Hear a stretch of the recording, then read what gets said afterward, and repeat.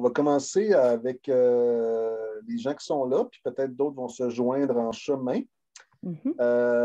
Bonjour tout le monde, officiellement, même si ça fait 10 minutes qu'on jase puis que vous nous entendez, on va quand même se dire un petit bonjour officiel. Alors, vous voyez nos noms en dessous. Moi, c'est Jean Didier dont vous avez reçu le courriel probablement. En fait, vous avez vu une capsule que j'ai préparée, puis le courriel.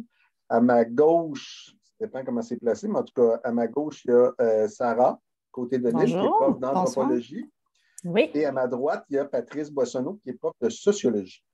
On a chacun nos handicaps. Moi, je suis prof de sciences et religions. Alors, écoutez, d'abord, merci d'être là. On n'avait absolument aucune idée du nombre de personnes qui se pointeraient à la binette aujourd'hui parce que, honnêtement, c'est comme si on marchait sur un fil. Je ne sais pas ce que vos parents ont dit quand vous leur avez dit Hey, il y a peut-être un stage en Israël l'année prochaine, puis ça pique ma curiosité. Je serais bien curieux de voir comment vos parents ont réagi à ça. Moi, mes parents ne pouvaient pas réagir, je ne sais pas. Mais, Pat, ton père réagit comment? As-tu dit que tu iras en Israël l'année prochaine? Non, j'ai pas osé lui dire. Là, Tu n'as pas osé lui dire. Puis Je pense toi, qu'il- Sarah, as-tu la permission Non. de ton père? non, je n'ai pas demandé encore. OK.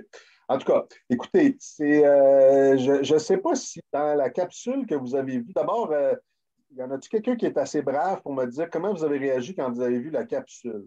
Moi, j'ai un gars de 18 ans qui va au cégep qui m'a dit Hein, ça fait peur, ta capsule. Est-ce qu'il y en a un qui ça fait peur avec la musique, tout, non? Il y en a-tu qui disent Wow, ben, ça bouge, Est-ce qu'il y avait assez de gants blancs dans la capsule? Est-ce qu'on disait assez écoute, on connaît la situation, on n'est pas on n'a pas de certitude à vous offrir, mais quand même, nous autres, ça nous démange. Pour vous mettre un petit peu en contexte, là, le stage interculturel dans lequel on vous invite aujourd'hui, auquel on vous invite aujourd'hui, ça serait la 35e fois qu'on fait ça. Et moi, personnellement, ça serait mon 8e dans lequel je suis impliqué, puis la 7e fois dans laquelle je me déplacerais à l'étranger avec des étudiants. Fait que, puis si je le fais encore pour la dernière année de ma carrière, c'est vraiment parce que ça me tente. Fait que, puis juste une petite image pour vous donner un aperçu de ce que ça peut vouloir dire. Encore hier, sur mon Facebook, il y a quelqu'un qui a posté quelque chose qui fait partie de la gang de 1993 qui est allé au Maroc. Ils se voient encore, ces gens-là, ils font des parties ensemble. Ils ont vraiment fait un trip assez le fun fait que pour qu'ils restent en contact 18 ans plus tard. Fait que c'est du monde avec qui je suis allé sur le terrain. 18 ans, 93, ça fait 28 ans plus tard. Je suis allé en 93 avec eux autres. C'était des jeunes de 18-19 ans. Puis aujourd'hui, ils ont 40 quelques, puis ils se voient encore. Puis la seule façon par laquelle ils se sont connus, c'est le stage dans lequel on est impliqué. Fait que, écoutez, nous autres, on est là parce qu'on est vraiment, ça nous démange. On aurait toutes les raisons au monde de dire Ah fuck, on laisse faire encore cette année. Il n'y en a pas eu l'année passée. D'ailleurs, mes deux acolytes, Patrice et Sarah, avaient commencé à organiser le stage en Colombie qui aurait dû avoir lieu. Vous devriez partir. En Non, mai. vous auriez dû partir en mai. Là, Mai dernier. mai dernier. En C'est mai ça. 19, ça a été annulé. Évidemment, celui de cette année 21 est annulé. Mais il n'était pas question pour nous autres de faire 3 années sans se débattre pour essayer de faire quelque chose. Fait que, on s'est lancé. Israël, c'était le plan pour l'année 21, mais on n'a même pas pu se rendre. L'année pour le printemps qui est là, mais on n'a même pas pu essayer. Les 22, là, on s'était dit, on y va, on s'essaye, puis on va y aller quand on ne se fait pas dire par M. Arruda, tu ne peux pas y aller. Alors, c'est là où on en est. Fait qu'on prend nos gants blancs, on ne fait pas de promesses, mais on est bien content de voir 15 faces. Sachez qu'on ne se fait pas d'idée depuis une quinzaine d'années, quand on recrute des étudiants au printemps, on a 15, 20, 25 personnes qui se pointent. puis il y en a la moitié qui ne sont pas là. Puis à l'automne, il y a plein de monde qui se réveille. Hein, il y a un stage? Ah, ben là, oui, moi, ça me tente. Alors, tu sais, on ne peut pas penser que tous les gens qui sont ici vont être à l'aéroport de Montréal le 18 mai 22 avec un billet dans les mains pour Israël, mais ben, si on en a 10, 12 de la gang, puis qu'on en rajoute 7, 8, on partira à 18, 20, c'est pas? Mieux, le plus possible. Le plus possible, pourquoi? Parce que Israël, pour moi, là, tu me dirais, on fait un stage n'importe où sur la Terre, je dirais, non, non, ça ne m'intéresse pas. C'est la destination. Honnêtement, c'est pour ça que je suis là. Je suis allé au Sénégal, je suis allé au Laos, je suis allé au Mexique 2 fois, je suis allé au Maroc. J'ai fait toutes sortes de destinations, mais Israël, ça fait au moins 15 ans que je fantasme sur l'idée d'aller amener des étudiants en Israël parce que en sciences humaines, c'est, à mon avis, c'est même pas proche le plus intéressant laboratoire de sciences humaines vivant. Alors, puis, j'ai même pas d'inquiétude devant n'importe qui de répondre à cette question-là. Alors, vite, vite, on ne va pas s'éterniser, on ne va pas passer la soirée ici, mais on va juste vous mettre un petit peu en contexte sur le stage, rapide PowerPoint. Puis après ça, on va vous expliquer quelques petites affaires de plus. Puis ensuite, on va répondre à vos questions si vous en avez. Puis on va vous dire que ça va être quoi la suite. C'est ça le menu aujourd'hui. Alors, rapidement, le,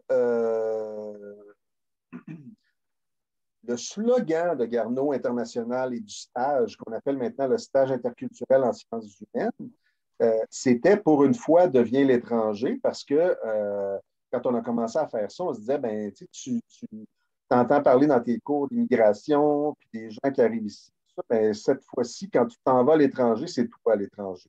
Alors, c'était ça l'idée de départ. La destination, ben, Israël, j'ai mis des images. On aurait pu tapisser de 50 000 images. Juste à gauche, ça fait les petites rues de Jérusalem. Se promener dans Jérusalem puis dire il y a des humains qui marchent dans cette ville-là depuis 3000 ans. Quand tu descends dans ce qu'on appelle la vallée du Cédron, là, il y a des tombes là, qui datent de 5000 ans. T'es vraiment dans l'histoire quand tu es en Israël. Je dirais la même chose si vous regardez la photo en bas à droite, là, c'est la forteresse de Masada. Imaginez un pic rocheux isolé dans le désert sur lequel ils ont construit une forteresse et ça fait partie de la mythologie d'Israël, ce lieu-là. Les gens qui étaient retranchés là ont été encerclés par l'ennemi et se sont jamais rendus. Ils sont morts là. Et c'était compliqué parce que les ennemis ne pouvaient pas assaillir le rocher. Fait que, comme ils ne pouvaient pas les vaincre par la conquête, ils les ont laissés mourir de faim, ils les ont affamés, puis ils sont effectivement morts de faim au lieu de se rendre. En haut à droite, vous avez la mer Morte, puis à gauche en bas, vous avez Jérusalem le soir, sur les remparts de Jérusalem. Marcher le soir sur les remparts, là, c'est en même temps faire un tour du monde parce que cette ville-là est quadrillée. Dans Jérusalem, là, il y a une quinzaine de quartiers très, très délimités où tu as les Grecs, les Juifs, les musulmans, toutes les communautés sont représentées. C'est super intéressant. Alors ça, c'est Israël. Bon. Alors, qu'est-ce que c'est le stage? Bien, le stage, c'est une immersion culturelle parce que c'est voulu comme ça depuis 35 ans. C'est-à-dire qu'on se disait, on va amener les étudiants puis on va les déstabiliser, on va les faire vivre dans un milieu qu'ils ne connaissent pas. Un apprentissage du travail d'équipe parce qu'on part en gang. On est parti, écoute, ça a varié en 35 ans. Là, je ne veux pas dire, il y a des années où on sélectionnait du monde. Moi, les premières années où j'ai organisé le stage, là, les profs passaient 2 ou 3 fins de semaine à examiner une centaine de candidatures pour choisir 25 étudiants. Puis quand les étudiants étaient choisis, ils trippaient. Hey, j'ai gagné la loterie, c'est fantastique. Il y a des années où on est parti à 10, 12 personnes parce que la destination ne les intéressait pas ou parce que, je ne sais pas, il y avait. C'est un concours de circonstances. Il y a beaucoup de fluctuations dans la grandeur de l'équipe, mais quand même. Le stage, c'est aussi une occasion de faire une recherche parce que quand vous êtes là-bas, ben, on vous demande de faire une recherche sur un thème liées aux sciences humaines, qu'on va vous expliquer évidemment dans le détail. Puis, c'est une expérience pédagogique. Ça ne ressemble à rien, à aucun autre cours que vous allez faire parce que vous êtes crédité. Patrice va vous expliquer ça tantôt. Vous êtes crédité pour faire des activités de préparation à ce stage-là. On insiste, on appelle ça un stage et pas un voyage parce que vraiment, vous êtes pendant une année préparé pour aller vivre un trip. Moi, je n'ai aucune hésitation à dire, quand vous embarquez dans le Garderie internationale, dans le stage interculturel, vous avez la possibilité de faire quelque chose que vous ne ferez pas autrement. Vous pouvez partir en Israël si vous voulez. Il y en a qui ne seront pas game d'y aller tout seul. Là, il y en a qui peut-être qui ne seront même pas game d'y aller à deux. Et quand on y va en équipe, qu'on a des guides, qu'on a des profs qui sont déjà allés et qui vont vous guider, puis qui vont vous placer dans des situations d'apprentissage, bien, ça vaut quand même quelque chose. Et ça fait, je l'ai dit tantôt, ça fait plus que 30 ans qu'on est là-dedans. Une immersion, puis vous allez vivre nécessairement un petit bout dans une famille. Dans ce cas-ci, ce qu'on target, c'est une famille juive à Tel Aviv. Ce n'est pas une famille juive orthodoxe. On va chercher à faire un partenariat. On a commencé à faire des contacts, mais ce n'est pas terminé. Évidemment, c'est encore conditionnel, mais on irait, vous pourriez vivre une semaine dans une famille juive francophone de Tel Aviv avec toute une préparation sur c'est quoi une famille juive, puis qu'est-ce que ça implique de vivre là. Évidemment, on ne vous forcera pas à manger cachère puis à vous faire circoncire si vous êtes un cas. Mais il faut apprendre, évidemment, et comprendre les normes culturelles, puis vivre avec ça. Et nous autres, évidemment, on a amené des étudiants dans toutes sortes de contextes partout sur la Terre. Fait qu'on s'est adapté comme prof, puis on a essayé d'encadrer ça le mieux possible. D'ailleurs, Jean-Didier, tu n'as pas mentionné que tu es allé, toi, en Israël, déjà. Oui, je suis allé. J'ai voyagé beaucoup, là, mais c'est le pays qui m'a le plus intéressé. C'est pour ça que je veux absolument. En fait, je vais tout vous dire aujourd'hui, là. Moi, je devrais prendre ma retraite là. Je serais admissible à la retraite. Et la seule raison pour laquelle je fais une année de plus, c'est parce que je veux faire ce stage-là. Fait que c'est assez clair, ça a-tu l'air de m'intéresser? Alors, un cours à l'automne d'IPMSH où on met ensemble, quand c'est possible, tous les étudiants. Cette année, on se pose des questions. Un cours à l'hiver Pat, tu veux-tu parler de ça? Tu veux expliquer ça? Ça serait ton dossier, la pédagogie. Oui, c'était mon bout, mais tu avais l'air bien parti. Là, j'allais te laisser filer avec. Arrête donc le partage, s'il te plaît, j'aime mieux la voir la face. Finalement, tu ne nous as pas donné les options de partage. OK. Ah oui, ben oui, en tout cas.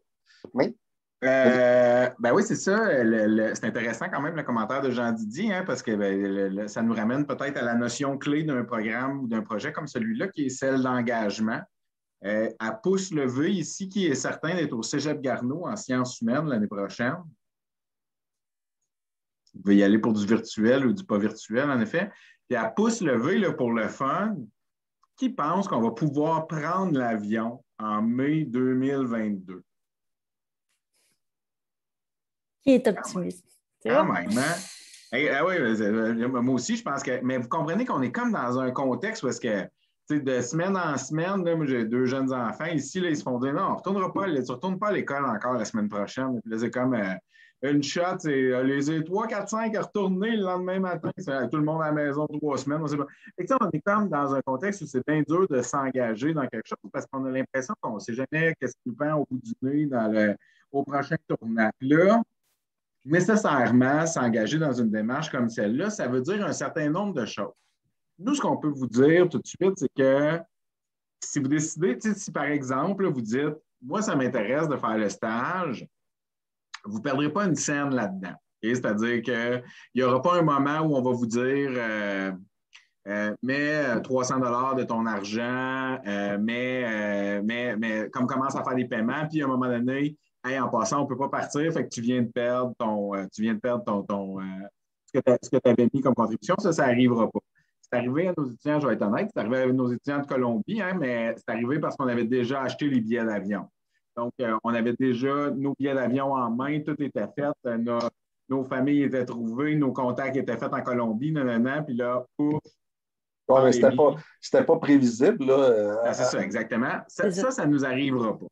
Fait que je veux que ça soit clair, mais ce qu'il faut comprendre aussi, c'est qu'il y a une démarche pédagogique qui vient avec.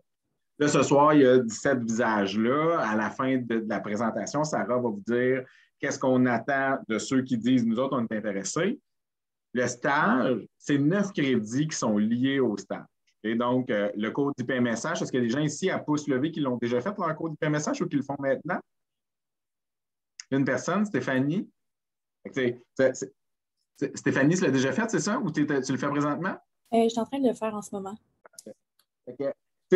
Ça ne veut aucunement dire que tu ne peux pas faire le stage parce que ces crédits-là sont faits, par exemple, ou que tu ne peux pas faire partie du groupe. Mais évidemment, s'il devait y avoir un cours d'IPMSH donné à l'automne, ben là, tu n'aurais pas besoin d'être inscrite à ce cours-là puisque tu l'as déjà fait présentement. Il y a 9 crédits en tout, donc il y a le cours de méthode de recherche, qui d'habitude est un cours dont on sert à l'automne pour que vous appreniez à vous connaître un peu, parce que vous allez devenir une gang à un moment donné, là, où il y a des gens qui vont devenir une gang à l'intérieur du projet, qu'on puisse commencer à gérer des dossiers. Là, par exemple, nous autres en Colombie, la gang a commencé à organiser des soirées bénéfices, on va commencer à s'intéresser à OK, on veut-tu plus faire des projets de financement collectif ou on aime mieux avoir des jobs individuels? Puis, il y a une partie d'organisation, mais il y a le cours du PMSH, donc le cours du PMSH qui est un cours d'études sur la méthode de recherche, où on essaie de travailler plus des questions interculturelles. Hein, comme Sarah, par exemple, qui avait été responsable du cours la dernière fois, faisait, par exemple, sur comment on formule une question de recherche, mais là, on formulait des questions de recherche plus en interculturel. On va aller passer un petit sondage dans le cégep. Ben, notre objet d'étude, ça va être le mix culturel qu'il y a dans le cégep, la place de l'immigration, whatever. Donc, on va poser des questions plus en lien avec des questions liées au stage. 3 crédits, donc, qui devraient se donner à l'automne. On ne sait pas pour l'instant qu'est-ce qu'on fait avec ça. Hein? Donc, quand je vous dis qu'on ne sait pas qu'est-ce qui nous pend au bout du nez, parce qu'on se dit, ça se peut qu'il y ait pas mal d'étudiants qui, ne sachant pas eux non plus s'il y a pouce levé, ils vont être au cégep l'année prochaine et encore moins s'il y a pouce levé, il y aura des avions qui vont décoller avec des étudiants en mai 2022. Bien, il y a peut-être des élèves qui, justement, au mois de septembre, au mois d'octobre, vont lever la tête et ils vont dire hey, moi, ça m'intéresse, ça. Puis là, le monde recommence à rouler normalement ou à peu près. Fait que oui, en effet, ça a bien l'air que ces choses-là vont venir et ils vont exister. Donc, est-ce qu'il y aura plus de monde? On ne sait pas trop quoi faire encore avec ce cours-là. Il va falloir discuter de tout ça et de trouver est-ce qu'on fait un IPMSH comme ça ou si vous allez tous dans des groupes d'IPMSH normaux au mois d'août, au mois de septembre, puis on laisse faire ce 3 crédits-là. Mais il y a 6 crédits par la suite, donc à l'hiver. 3 crédits qui sont liés à un cours qui s'appelle séminaire de stage, 3 crédits qui sont liés à votre DIA. Si vous connaissez un peu votre structure de programme, là, votre épreuve finale, votre épreuve d'intégration, le cours démarche d'intégration des acquis se fait dans le cadre du projet Israël. Donc, vous développez un thème sur Israël. Il y a plein, les étudiants en Colombie ont développé des thèmes sur les femmes. Il y en a une qui travaillait sur la place des graffitis, du street art. Il y en a une qui travaillait sur la question de toute la maltraitance des enfants, violence conjugale. Fait que, vous choisissez un thème sur la destination. Nous, on travaille ce thème-là tout au long de la session. Puis après ça, sur le terrain, c'est une question qui peut vous intéresser ou à laquelle vous pouvez, sur laquelle vous pouvez continuer de travailler. Fait que ça, c'est le cours de démarche d'intégration des acquis. Puis sinon, il y a le cours. Petit complément, Patrice, parce que ce cours-là, en fait, on l'a fait juste une fois, c'est dans cette formule-là. Puis l'idée, c'était, je ne sais pas s'il y en a qui ont entendu parler du DIA à Paris, là. C'est un prof qui a eu cette idée géniale-là de dire, OK, on se prépare toute l'année.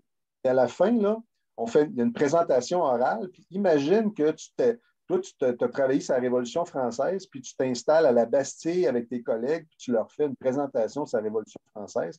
Bien, nous autres, on a calqué ça, puis on est allé au Sénégal. Puis au Sénégal, bien, on est allé sur l'île de Gorée, l'endroit d'où partaient les esclaves, le plus grand port d'expédition d'esclaves. Puis il y a 2 étudiants qui nous ont fait une présentation sur l'esclavage, le marché, la traite des esclaves sénégalais. C'était quand même hot, là. Alors, imaginez quelqu'un qui veut travailler sur le mur des lamentations. On va être au mur des lamentations et il pourra nous faire une présentation. Il n'y a rien comme être là pour comprendre un phénomène. je me vois tout à fait avec mon petit calepin écouter une présentation de Michael sur le mur des lamentations. Bon, voilà. Fin de la parenthèse. C'est correct. Puis, Sarah, tu voulais-tu rajouter quelque chose sur des IA aussi ou c'est bon? Non, non, c'est bon. Ça va? Puis finalement, l'autre cours, c'est un cours des séminaires de stage. Là, c'est un cours où on s'intéresse à Israël, donc où on reçoit des conférenciers. L'année passée, on recevait, par exemple, des avocats d'Avocats sans frontières, des gens qui travaillent en architecture, des gens qui travaillent avec des gens qui sont des spécialistes de plein de choses sur Israël, qui viennent nous jaser, puis où vous autres aussi, vous faites un peu de travail, donc en lien avec des problématiques sociales ou religieuses, ou justement sur des questions même démographiques. Choisissez n'importe quoi en sciences sociales, des objets de sciences sociales, puis on parle d'Israël en utilisant nos connaissances ou nos compétences en sciences. Donc, ça ressemble à ça. Pourquoi on voulait vous parler de ça tout de suite ce soir, c'est pour que vous compreniez que ce n'est pas juste un pointe-toi à l'aéroport puis pars avec nous. Hein? C'est une démarche. Puis que là, éventuellement, le contexte de la pandémie fait en sorte que la démarche est un peu plus flexible. Vous voyez tout de suite qu'on ne sait déjà même pas qu'est-ce qu'on va faire avec IPMSH. On y va-tu avec IPMSH ou on n'y va pas avec IPMSH? Mais éventuellement, cette démarche-là, elle va être un petit peu plus formelle. Il va falloir que vous vous engagiez dans des cours puis dans la formation en lien avec la destination. Donc, c'est important que vous gardiez ça en tête puis que vous sachiez que c'est pas un... C'est vraiment, on l'entend souvent, là, puis moi, j'ai aussi eu l'occasion de le faire 5 fois, partir 4 fois, mais on l'entend souvent, le mot voyage. Hein.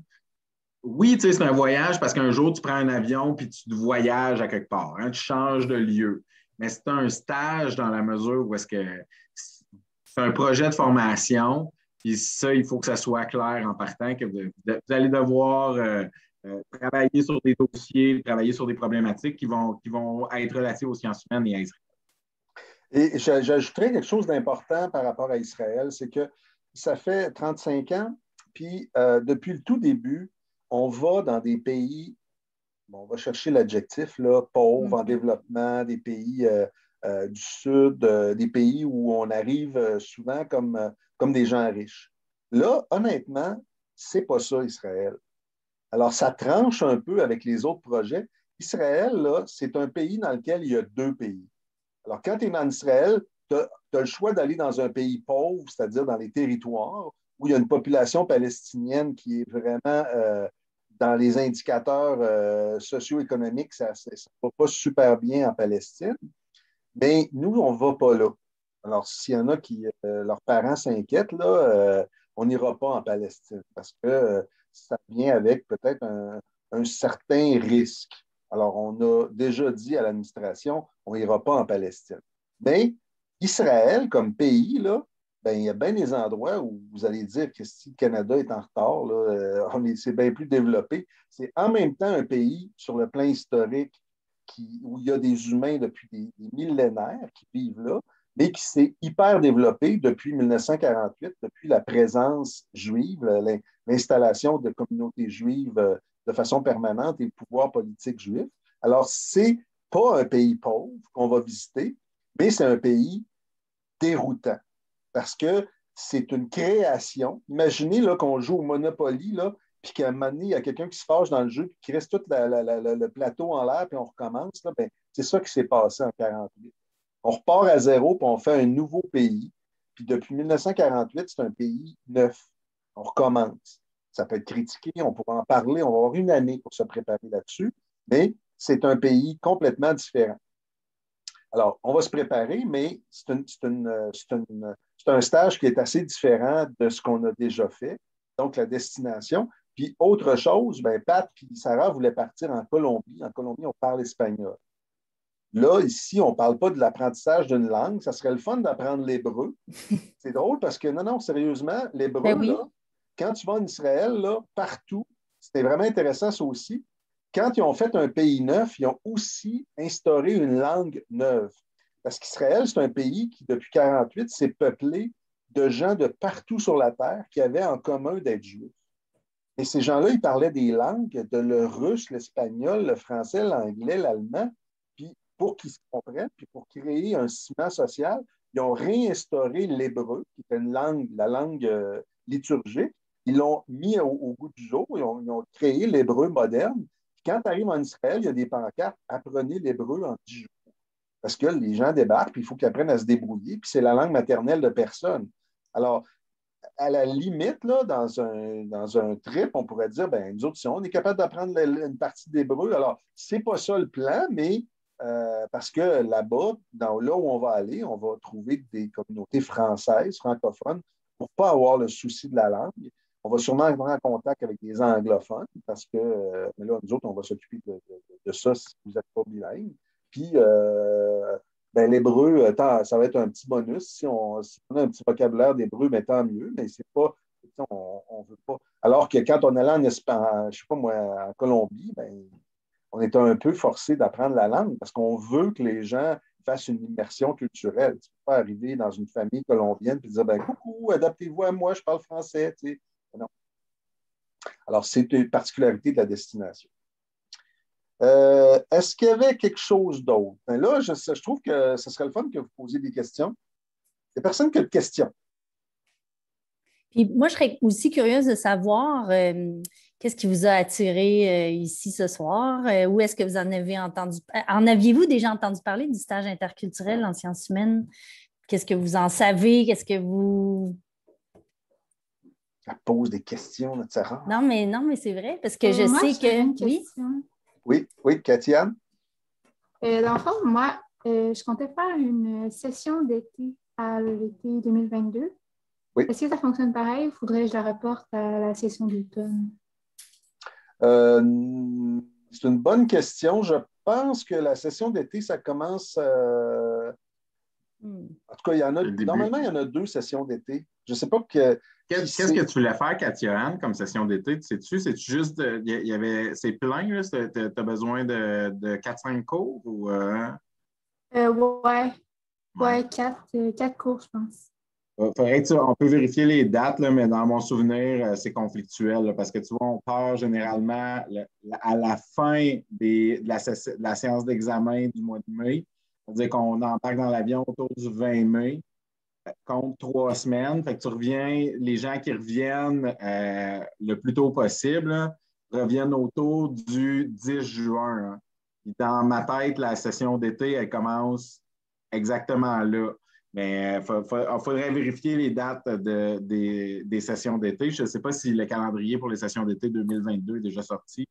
C'est le genre de travail qu'on peut faire avec vous, là. Oui, puis il y a plein de solutions super intéressantes. Moi, je connais un cours en ligne qui se donne, qu'on peut suivre à partir d'Israël. Je me trouve drôle. Autre question? Je suis en train de voir si on a le calendrier. Oui, Rose. Oui, est-ce que vous m'entendez bien? Des fois, ça coupe. Oui, ça coupe beaucoup. On n'a pas compris grand-chose. Rose, est-ce que tu as le goût de l'essayer par écrit? Peut-être que si tu posais ta question dans le chat, on aurait plus de chances de la comprendre. Parce que là, moi, j'ai compris un mot sur 4. Veux-tu nous chatter ça? Oh. Je pense l'écran. En attendant, les autres questions sur le cheminement. Je peux pas d'habitude, il y a des questions sur comment vous pensez que ça va coûter, le cheminement scolaire, comment ça va marcher, faut-tu faire quelque chose, quand est-ce qu'on va avoir des réponses? Je ne sais pas, il n'y a rien, il n'y a pas de. Ça vous me surprenez. Ta question, à combien ça va coûter? Il y a plusieurs réponses à ça. On va vous donner un ordre de grandeur parce qu'il y a quand même un certain nombre d'incertitudes. Ici, évidemment, le facteur prix, c'est le billet d'avion, le facteur clé. Quand j'ai regardé la dernière fois, on peut probablement s'en tirer quand on magasine un certain prix de billet d'avion. Oh, j'ai pas le chat. Mais budgété, là, je pense qu'on peut réalistement penser que ça va coûter sans autofinancement, si on ne faisait absolument rien, là, entre 2500 et 3000 $ pour ce voyage-là. Ça comprend tout ça. Normalement, on vous donne même un per diem pour survivre là-bas.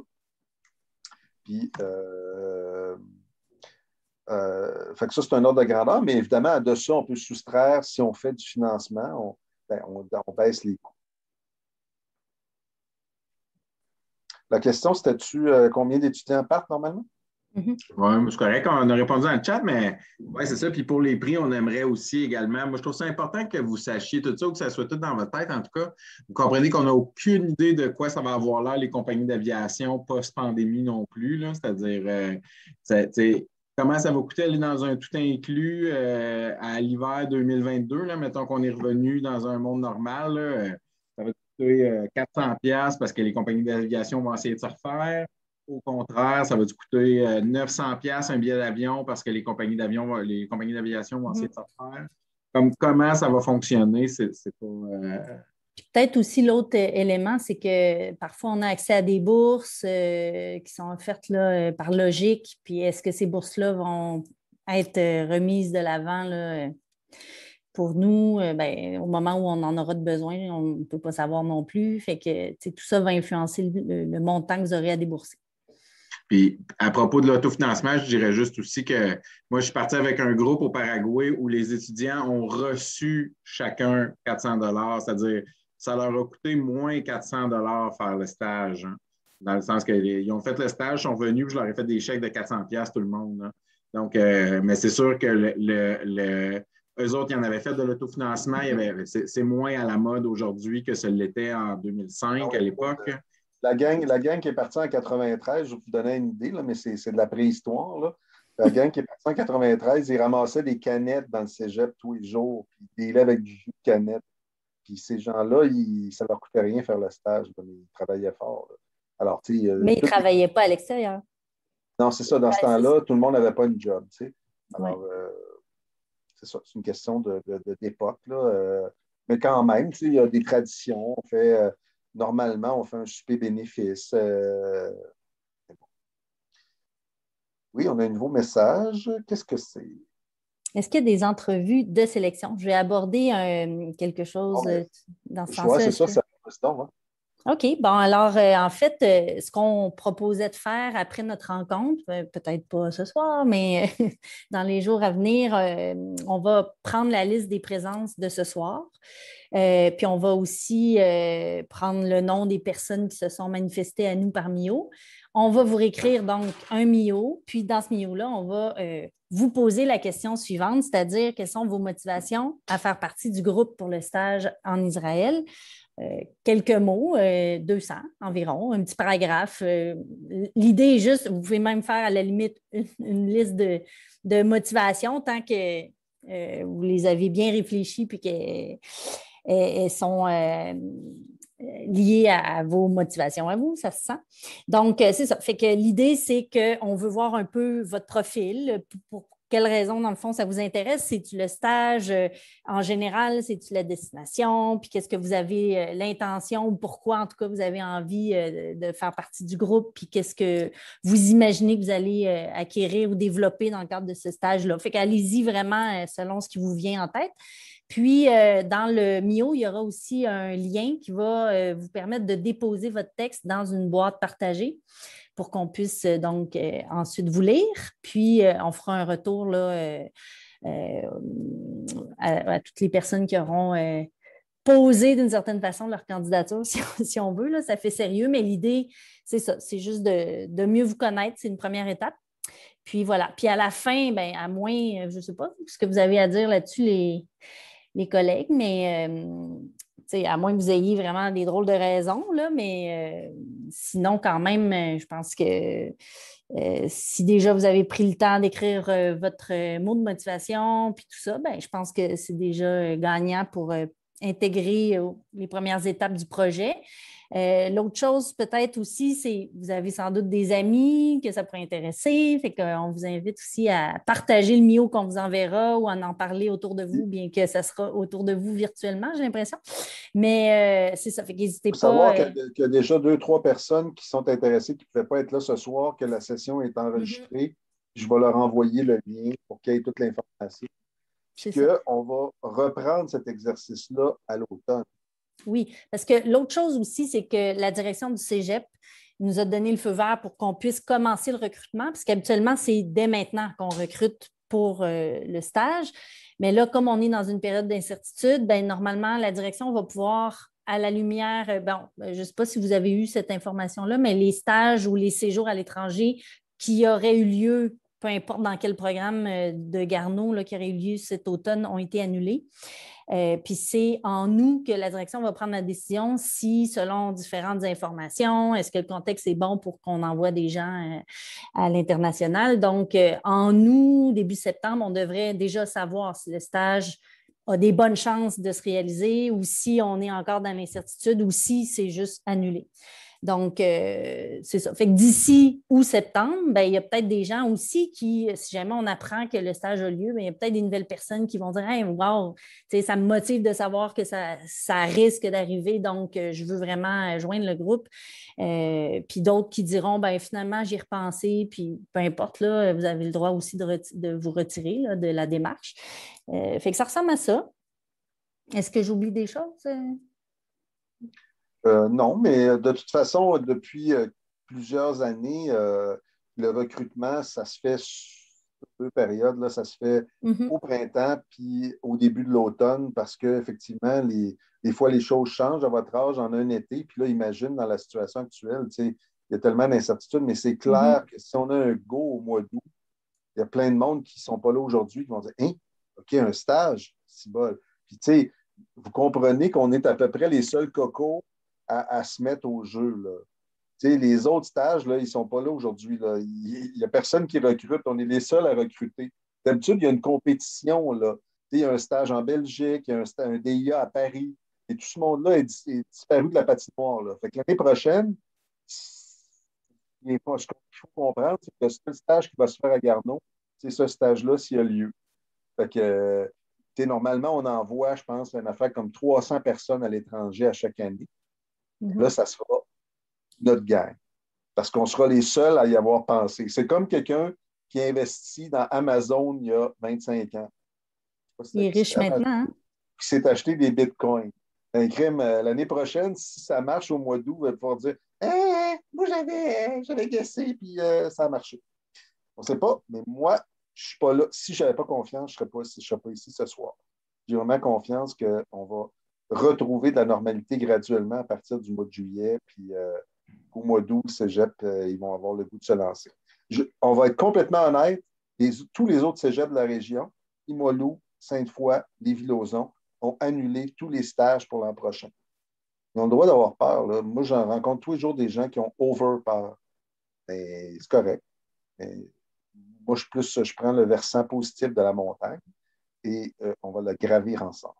Puis, comme on vous a dit, si jamais les conditions ne sont pas bonnes pour partir, on va le savoir en août, septembre, on ne partira pas. Mais au moins, on se donne le droit de recruter pour être prêt si on peut vivre l'aventure, ce qu'on souhaite. Voilà. Fait que, donc, ça fait de vous des bibittes. Ça fait de vous des bibittes parce que vous avez vous avez juste le goût de rêver.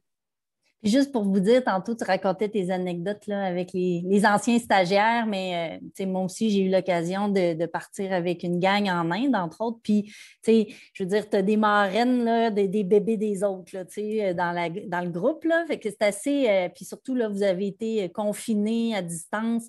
Fait que j'imagine que si on peut enfin revenir au cégep puis construire ce stage-là ensemble, là, ça va être comme précieux de développer des liens humains. Puis je pense que ça va nous faire du bien de pouvoir le faire. Fait qu'on souhaite ça. En tout cas, ça fait vraiment partie de l'expérience là, de créer des relations durables. Non, si ça marche au mois d'août, là, on va tellement triper, ça n'a juste pas de bon sens. Voilà. Fait que, est-ce qu'on a d'autres choses à se dire? Donc, on attend de vous. Est-ce que... Je vais envoyer le MIO avec le lien, avec la fameuse consigne, là, mais c'est pas compliqué. Là, vos motivations, environ 200 mots. Puis voilà. Donc, t'ajouteras, s'il te plaît, Sarah, t'ajouteras une petite question pour savoir qui a fait IPMSH ou pas, là, pour qu'on puisse rapidement se mettre aussi là-dessus. Surtout si on a un nombre d'étudiants. Oui, puis MQ aussi. Hein? Oui, vas-y.